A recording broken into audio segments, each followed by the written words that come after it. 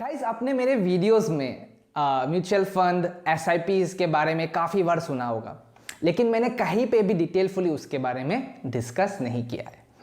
अगर मैं उनके बारे में आपको नहीं बताऊंगा, बेसिक चीज़ों के बारे में, आपको मुश्किल होगी इन्वेस्टिंग करने में, आपको एसआईपी चूज़ करने में मुश्किल हो सकती है। तो मैंने क्या सोचा है, एक वीडियो बना देता हूँ जहाँ पे आपको बेसिक चीज़ें समझा दूंगा, कैसे मैं एक पर्टिकुलर म्यूचुअल फंड चूज़ करता हूँ, जो बेसिक चीज़ें, ठीक है, ताकि आपको आसानी हो एक म्यूचुअल फंड चूज करने में। कोई कॉम्प्लिकेटेड प्रोसेस नहीं, एक सिंपल सा प्रोसेस है, मैं उसको आपको दिखाऊंगा। उससे पहले मैं बेसिक टर्मिनोलॉजी समझाऊंगा, ताकि आप जब एक पर्टिकुलर एसआईपी के बारे में पढ़े किसी भी ऐप में, आपको समझ में आए क्या क्या टर्मिनोलॉजीज वहां पे यूज। तो इसी के साथ मैं अलकेश आप सभी का स्वागत करता हूं मेरे चैनल फिनिस्तो पे। गाइस, सबसे पहले समझते हैं एएमसी क्या है। एसेट मैनेजमेंट कंपनी, ये वही फंड मैनेजिंग कंपनीज है, वही म्यूचुअल फंड्स है जहाँ पर आप पैसा देते हैं। वहाँ के फंड मैनेजर्स आपके पैसे को कहीं पे इन्वेस्ट करते हैं और अलग अलग जगह पे इन्वेस्ट कर सकते हैं, ठीक है। तो उसी से आपको पैसा मिलता है। अगर उन लोग सही जगह पे इन्वेस्ट करेंगे तो आपको प्रॉफिट मिलेगा, अगर गलत पे करेंगे तो आपको गलत मिलेगा। इसीलिए हमें अपना फंड मैनेजर या फंड मैनेजिंग कंपनी सही से चुनना चाहिए। तो मैंने पहला टर्म क्या बोला, एसेट मैनेजमेंट कंपनी, एएमसी, ठीक है। जो दूसरा पॉइंट है वो है एनएवी, न्यू एसेट वैल्यू। जब आप किसी स्टॉक को खरीदते हैं तो उस स्टॉक का एक शेयर प्राइस होता है, एक यूनिट का जो प्राइस होता है। तो एनएवी को आप सिंपल भाषा में एक म्यूचुअल फंड यूनिट्स बोल सकते हैं। मान लीजिए आपने 50 म्यूचुअल फंड यूनिट्स खरीदे हैं और हर यूनिट का प्राइस 100 रुपीज है, जिसे हम एनएवी बोलेंगे। तो टोटल कितना होगा, 500 इंटू 10, अगर आपने 10 यूनिट्स खरीदा है, ठीक है। तो 5000 आपने टोटल इन्वेस्ट किया है। जो एक म्यूचुअल फंड का यूनिट है उसे हम एनएवी बोलेंगे या न्यू एसेट बोलेंगे, ठीक है। तीसरा जो इंपॉर्टेंट पॉइंट है वो है एक्सपेंस रेशियो। आप उनको पैसा दे रहे हैं फंड मैनेजिंग कंपनीज को, वो आपका पैसा कहीं पे निवेश करेगा, कहीं पे इन्वेस्ट करेगा, कुछ तो चार्ज लेगा, वो मुफ्त में थोड़ी ना करेगा, थोड़ा तो चार्ज आपके पैसे से काटेगा, है ना। खुद के लिए या आप एडवर्टाइजमेंट के लिए, अलग अलग चीज़ों की वजह से वो पैसा काट सकता है, ठीक है। इसे एक्सपेंस रेशियो बोलते हैं। थोड़ा सा ज़्यादा नहीं, अलग अलग फंड्स अलग अलग काटते हैं। हाईएस्ट मैंने जितना देखा है 2.1 या ऐसा कुछ रहता है एक्सपेंस रेशियो, ठीक है। 2.1% ऑफ योर टोटल फंड, ठीक है। और नेक्स्ट पॉइंट जो है वो है एग्जिट लोड। एग्जिट लोड क्या होता है, अगर आपने प्रीमेच्योर मतलब इसका तो कोई मैच्योरिटी नहीं है, आपने इन लोग एक टाइम पीरियड दे देंगे, मान लीजिए 1 साल के पहले आपने अगर पैसा निकाला तो वो थोड़ा काटेंगे, ठीक है। अगर 1 साल के बाद निकालेंगे तो कोई प्रॉब्लम नहीं है, क्योंकि वो भी पैसा कहीं पे इन्वेस्ट करते हैं ना, वही कुछ सोच के लगाते हैं। अगर सडनली आपने बोला कि सर पैसा दे दो मुझे, तो उनको भी बहुत कुछ मैनेज करना पड़ता है ना। इस मैनेजमेंट का चार्ज हम एग्जिट लॉट बोलेंगे। कुछ कंपनीज एग्जिट लॉट रखती है, कुछ कंपनीज नहीं, ठीक है। नेक्स्ट जो इंपॉर्टेंट पॉइंट है वो है लॉक इन पीरियड। कुछ म्यूचुअल फंड्स में लॉक इन पीरियड होता है, जैसे कि कुछ टैक्स सेविंग फंड्स में 3 साल तक लॉक इन होता है, मतलब आप 3 साल तक पैसा विड्रॉ नहीं कर सकते। लेकिन हमारे जो नॉर्मल फंड्स है उसमें आप रेगुलर जो फंड्स है उसमें डालो, कभी भी निकालो। गाइज, हम रिटर्न्स को 3 पार्ट में क्लासीफाई कर सकते हैं।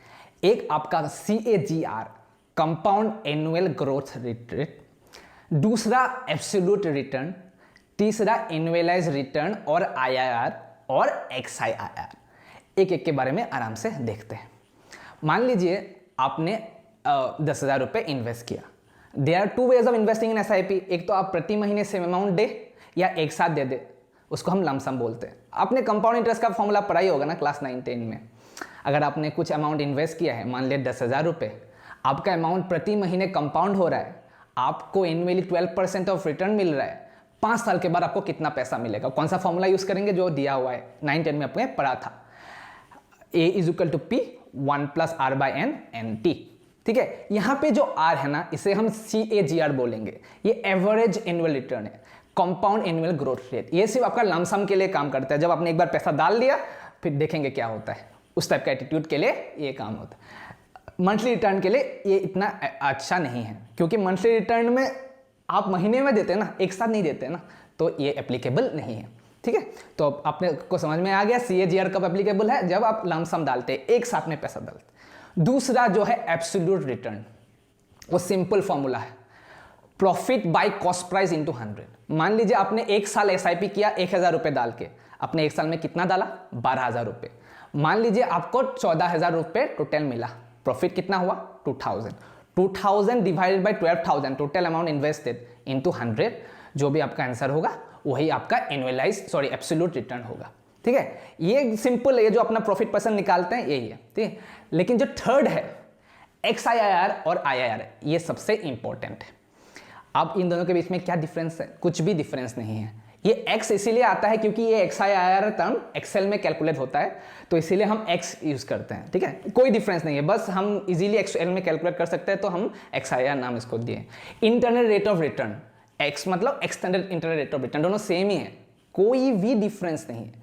बस एक ही है कि हम अगर उसको एक्सेल में कैलकुलेट करते हैं तो वहाँ पे एक कमांड होता है XIRR, तो इसीलिए उसका नाम XIRR है। ठीक है, तो XIRR के दो इम्प्लीकेशंस है। इसका एक्चुअल प्रोसेस तो बहुत टफ है निकालना, वो समय नहीं समझाऊंगा, बस आपके दो इम्प्लीकेशन बताऊंगा इसके। पहला तो ये, आपने अगर प्रति महीने 1000 रुपये डाला, पहला महीने में आपको मान लीजिए 1000 का 1020 मिला, नेक्स्ट महीने में उस 1000 का 1030 मिला।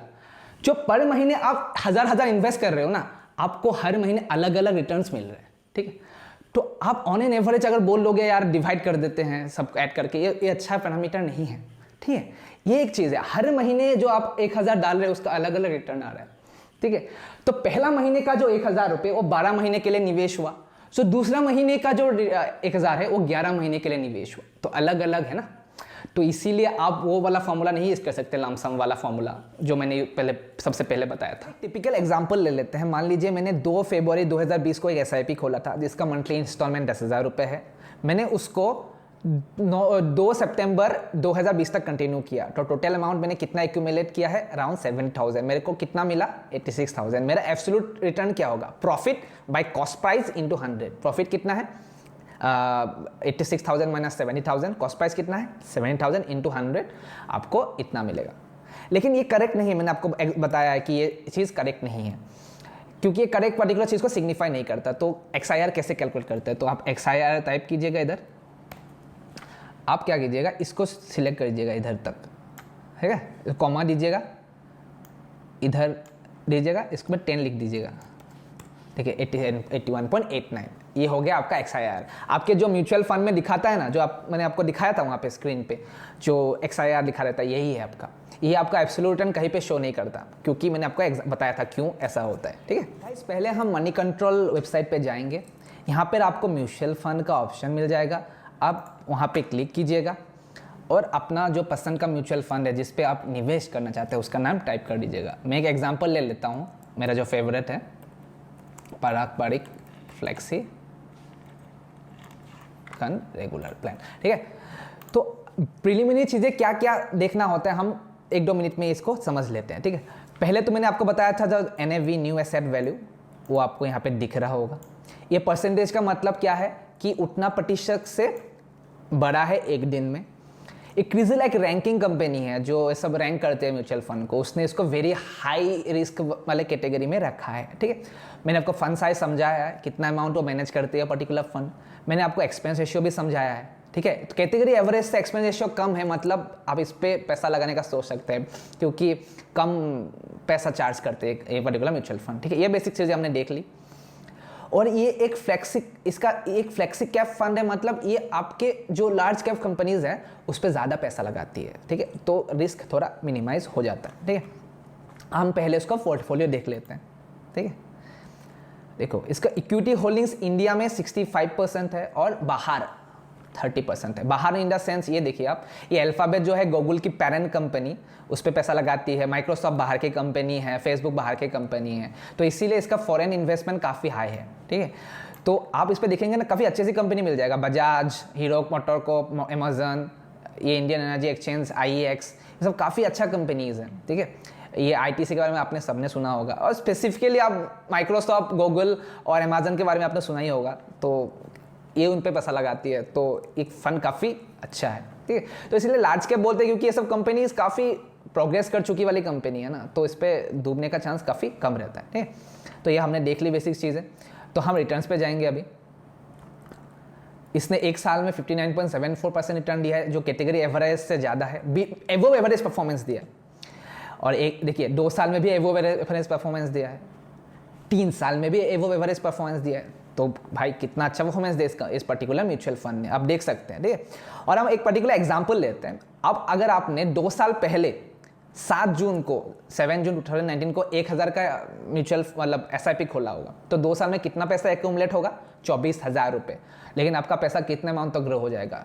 35,283, मतलब 11,500 के आसपास आपको प्रॉफिट मिल रहा होगा 2 साल में। देखिए एनुअल, मैंने आपको समझाया था एब्सोल्यूट रिटर्न क्या होता है, एनुअलाइज रिटर्न मतलब XIRR, ठीक है। देखिए कितना ज़्यादा है, कितना अच्छा पर्टिकुलर फंड है। तो मैंने आपको बताया है कि आप पिछले परफॉर्मेंस से मत जाओ, आप उसके होल्डिंग्स को देखो, ठीक है, क्योंकि आप 2 साल 3 साल पहले पिछले तो मतलब पास पे तो नहीं जा सकते, आपको फ्यूचर के बारे में सोचना पड़ेगा। आप अगर कंपनी ने पर्टिकुलर फंड ने अच्छा परफॉर्मेंस दिया है, ये गारंटी नहीं है कि फ्यूचर में भी अच्छा दोगा, आपको उस पर होल्डिंग्स पे देना है। अगर आपके उसके होल्डिंग्स पे विश्वास है, आपको गूगल पे विश्वास है, अमेजन पे विश्वास है, तो पैसा बेझिझक लगाइएगा, ठीक है। यही चीज़ आपको देखना होता है। और पर्टिकुलर चीज़ हम क्या देखेंगे अभी, स्कीम डिटेल्स। स्कीम डिटेल्स में आपको क्या देखना होता है, ये लॉन्ग टर्म कैपिटल ग्रोथ में विश्वास करता है, मतलब लॉन्ग टर्म वाला फंड है, आपको 10 साल तक रखना है, 12 साल तक रखना है, अगर आपको कुछ प्रॉफिट चाहिए होगा, ठीक है। ये हो गया आपका इसका ऑब्जेक्टिव। मैंने आपको पोर्टफोलियो भी दिखा दिया है, एनालिसिस में देखते हैं। इसका वॉलेटिलिटी रेट बहुत कम है, काफ़ी लेस वॉलेटाइल है, बहुत कम वॉलेटाइल है, मतलब मार्केट का अप डाउन सहन कर लेता है, ठीक है। काफ़ी ज़्यादा ऊपर काफ़ी ज़्यादा नीचे नहीं जाता है, धीरे धीरे बढ़ता है, ठीक है। तो ये लेस वॉलेटाइल है। और जो कंजर्वेटिव इन्वेस्टर है, जो पैसा गंवाना नहीं चाहता, वो लेस वॉलेटाइल मार्केट में पैसा लगाना चाहता है, तो ये सब फंड उनके लिए है। ये मेरा फेवरेट फंड है। देखिए सबका अपना अपना चॉइस है, कोई ऑब्जेक्ट भी कर सकता है इस पर, लेकिन मुझे ये फंड पर्सनली पसंद है। तो मैंने आपको बता दिया क्या क्या चीज़ देखना होता है, एनुअलाइज रिटर्न, एब्सोल्यूट रिटर्न्स, कहाँ इन्वेस्ट किया है, स्कीम का डिटेल्स देखना है आपको, और बस ये मिनिमम चीज़ देख लोगे, आपको पता चल जाएगा उस म्यूचुअल फंड क्या कर सकती है।